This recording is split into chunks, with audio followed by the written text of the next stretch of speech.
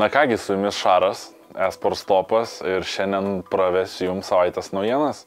Turime naują sceną, naują studiją, galbūt pavyks vėl čionais atvykti, o dabar žiūrim į kokios yra naujienas.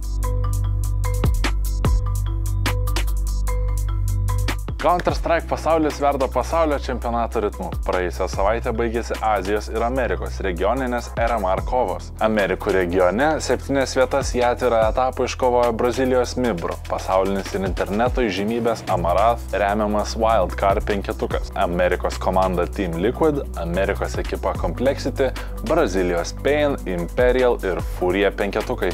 Azijos atrankoje, kur kovojo ir turinio kūrėjo, o ne Pixel ekipa, 3 atvirojo etapo vietas užėmė Kinijos Rear Atom, Mongolijos The Mongols ir Australijos FlyQuest ekipos. Šios ekipos greta Europos penketukų lapkričio 30 dieną kovos dėl vietos pasaulio čempionate. Džiugu tai, kad prasidėjus Europos atrankoms sėkmę patyrė ir Justino Džėl Lekavičiaus atstovaujama Navia ekipa. Atidaromojoje kovoje Ukrainos organizacija atstovaujantis penketas 13-9 iškovojo pergalę prieš Fnatic, o vėliau 13-5 susidorojo ir su Seners ekipa. Antra diena nebuvo tiek sėkminga kaip pirmoji. Navi krito prieš Mauzus. Trečią rytą pradėjome džiugiai. Navi su Džėlu 2-0 serijos rezultatu įveikė Portugalijos SO ir pateko į pasaulio čempionatą. Kadangi kitoje kovoje FaZe laimėjo susitikimą, o Falcons iškrito, Navi iškart pateko į pagrindinį turnyro etapą. Iš Europos A atrankų į finalinį etapą pateko Team Vitality, Maus bei FaZe. Atvirame etape jau vietą turi ir Cloud9.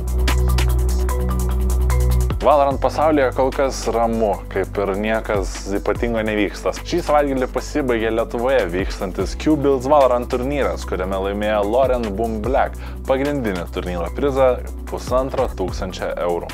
21 dieną šio mėnesio prasidės Red Bull Home Grounds turnyras, kuriame varžysis ir Team Heretics su broliais Bu ir Mini Bu.